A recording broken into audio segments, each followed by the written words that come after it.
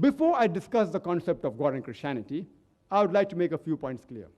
That Islam is the only non-Christian faith which makes it an article of faith to believe in Jesus, peace be upon him. No Muslim is a Muslim if he does not believe in Jesus, peace be upon him. We believe that he was one of the mightiest messengers of Allah subhanahu wa ta'ala, of Almighty God. We believe that he was the Messiah, translated Christ.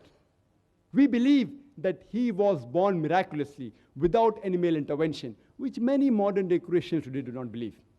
We believe that he healed those born blind and lepers with God's permission. We believe that he gave life to the dead with God's permission.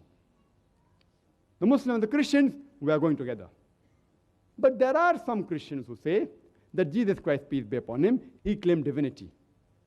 In fact, if you read the Bible, there is not a single unequivocal statement in the complete Bible where Jesus, peace be upon him, himself says that he is God, or where he says, worship me. In fact, if you read the Bible, Jesus, peace be upon him, himself says, it's mentioned in the Gospel of John, chapter number 14, verse number 28, my Father is greater than I. Gospel of John, chapter number 10, verse number 29, my Father is greater than all. Gospel of Matthew, chapter number 12, verse number 28, I cast out devil with the Spirit of God. Gospel of Luke, chapter number 11, verse number 20, I cast out devil with the finger of God. Gospel of John, chapter number 5, verse number 30, I can of my own self do nothing.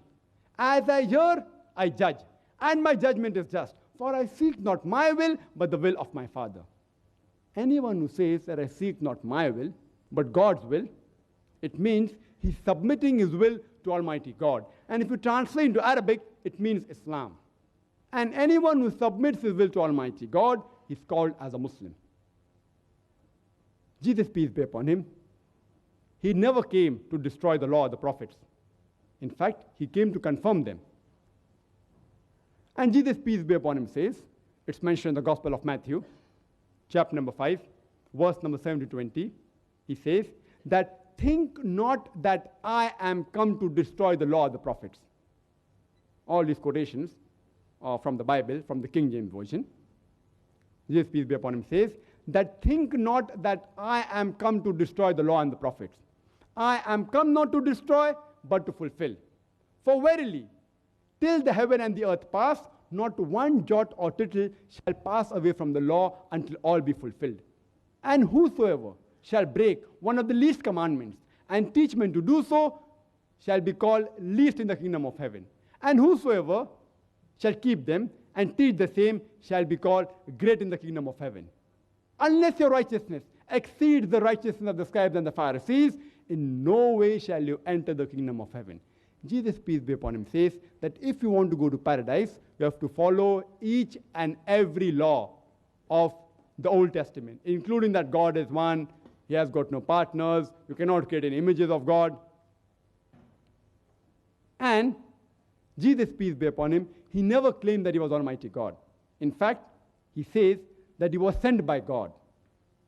It's mentioned in the Gospel of John, chapter number 14, verse number 24. Jesus, peace be upon him, says that the words that you hear are not mine, but my Father's who has sent me.